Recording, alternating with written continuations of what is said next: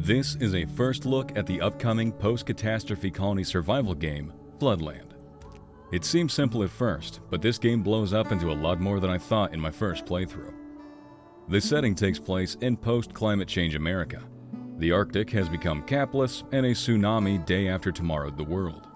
Several groups of either extremely unlucky or lucky people survived Roland Emmerich's screenplay, and you'll choose one of those four surviving groups to lead out of the abyss and into, well, more of the abyss, to hopefully make it a little less abysmal. These people formed clans and all have their own backstories, worldviews, and clan traits. Good Neighbors being a suburban community that follow an old-world liberty ideology, having traditional values, and their clan trait reverting the effects of overworking at 50% effectiveness. Oak Hill survivors were several neighboring families that all rode out the end of the world in a prepper's shelter, having an old-world autocracy alignment and apparently tries their best to not be American. Fire Brigade, obviously, was formed by a rescuer of a fire department. They hold a New World Liberty ideology, put extreme emphasis on diversity, and has the clan trait of washing their hands. Burkett 3 hail from the great state of Oil Platformia. They developed a New World autocracy ideology, and all of that oil drilling out in the middle of the ocean saw them develop the clan trait of picking up things faster than your average post-XK class extinction event survivor. All four clans start out in the same scenario. Not sure if that'll change in the future, but your scientific advisor, Nicole Johnson, lets you know that the main objective is to search for and reach the old rebirth power plant. There's a lot that will need to be done before you can hope to achieve this goal, and that is where the game starts. We begin with nothing more than 10 people and an encampment. The demo is pretty short and is mostly made up of the tutorial, so instead of breaking this all down into several parts or chapters, we'll just cover things as they come. So the first thing you'll notice is the graphics, which I find to be very pleasant. Everything is stylistic and bright, kind of a stark contrast to the horrible situation you're in. Also the music, a relaxed ambient track matched well to the art style.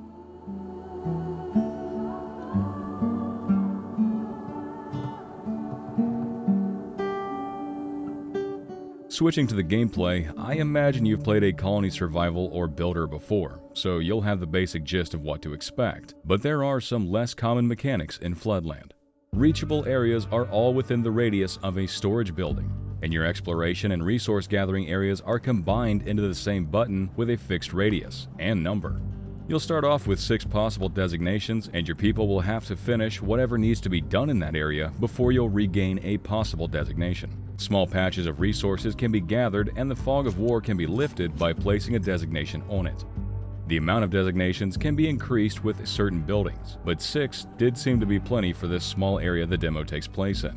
If you're wondering why they'd give you a limited amount of designations at one time, my running theory is that since your population in the game seems to be on the lower side and resource gathering is a job that can take the entire day, it's a way to make sure storage areas don't get overworked by sending their entire workforce out on exploration missions, while your resource gathering essentially ceases to exist. Either that or it's a way to slow down exploration. Who knows? You'll need to research and construct certain buildings to gather certain resources, which we'll show in a bit. But one important mechanic we see now is that you have to find people to join and grow your clan, as opposed to the citizens raising their own families. The demo is fairly short and the population you can accrue is low, so maybe it's different later in the game, but as for now, all I can say is that you have to go out and find your population. Games like Frostpunk use this same mechanic. But it's worth noting that the amount of people you can find at a time is very low, leading me to make the assumption that you won't be able to eventually have a massive sprawling settlement, and workers are a scarce resource that needs to be strategically allocated. This certainly fits the game's theme that not many people survive the end of the world, oddly enough, and the fact that you're working to reach a position in which you can begin to rebuild the world. We're not at that point yet, it's the mission to get there. Research points are gained in more than one way, from simply completing objectives to studying DIY books and relics. The research tree has a fairly unique UI design that I liked a lot. There's 2 rings and 4 quadrants. The outer ring is your overall progression, moving from being able to construct using rubbish to wood to rubble and so on. The middle ring is basically your story progression, with each petal being the next step in repairing the power plant. The 4 quadrants are your specific building and resource utilization researches that pertain to the separate fields of your clan's development, survival, living, and exploration, which grants access to new buildings and upgrades for them. Most of the production buildings do have one quirk. They have a set radius around them that they can collect resources in, but they're typically very small, and the kicker, you can't move them. This seems to be a cross between Frostpunk, where collection buildings have unmovable radiuses, and Surviving the Aftermath, where you can place buildings wherever you want in the world, instead of in a radial pattern from the central heater like in Frostpunk. A lot of resources are renewable or regenerate over time, including things like rubbish, mushrooms, fish, and the like. So once you set a collection building in the area, there really isn't much of a point in moving it anyway. Don't let renewable resources fool you. Your clan will go through a lot of food and water. Buildings are expensive, and you have fairly limited storage space. Should you have a lull in your food or water supply, people will die pretty damn quick. And as we've already gone over, it seems the only way to get more is to go and find them. Here on Tutorial Island, there's 2 different groups of people you'll find, and that's it. You'll need pretty much all of them to operate all the buildings you'll need to keep your clan alive and expanding.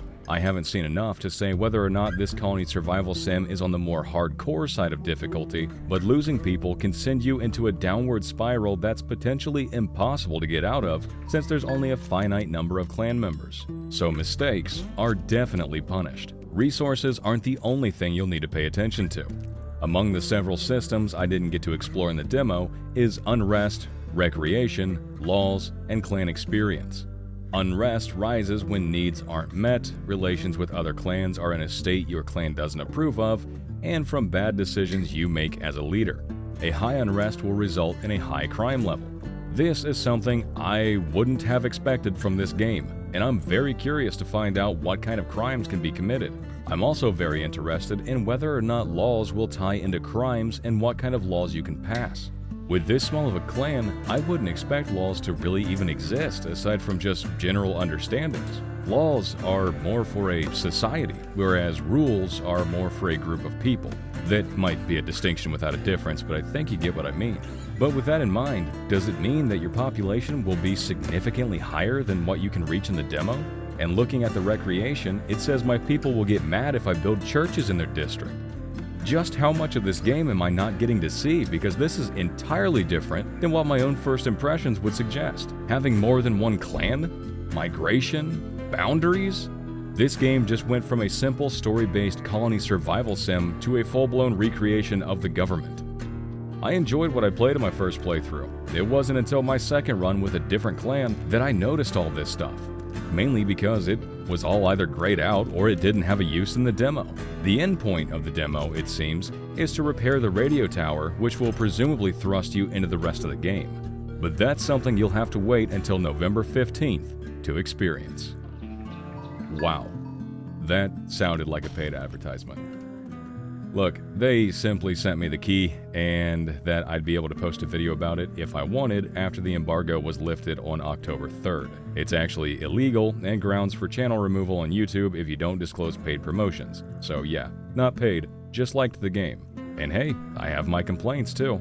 Well, one, but it is a big one. At this point, you may have noticed in the footage that the game can be a little jerky sometimes. This is because of the performance, which is pretty rough at the moment. With the graphics set on the highest settings and resolution at 4K, my 5950X and 3080 barely gets 60 FPS out of this game, with the majority of the time spent in the mid-50s to high 40s. I'm gonna run on the assumption that the performance will see big improvements throughout its development. The game isn't even actually in early access yet. Again, this is a pre-release build, so they have some time to get it into a better state. Unfortunately, this early look at the game came with a very short time limit, less than an hour. So there's a lot about this game I've yet to experience, meeting other clans, expanding past this little island, or the extreme majority of the tech tree. And that's not unfortunate just because I don't get to show off more stuff, but because I genuinely enjoyed what I played. There's a lot of colony survival sims out there, so finding one that drew me in, even in such an early state, is hopefully a good sign of things to come for Floodland. Thanks for watching, and thanks to my Patreon supporters. Leave a like, subscribe, and check out the Discord using the link below. Have a good one. And if you're wondering why I haven't uploaded a video in so long, I have a very good explanation for that, and it's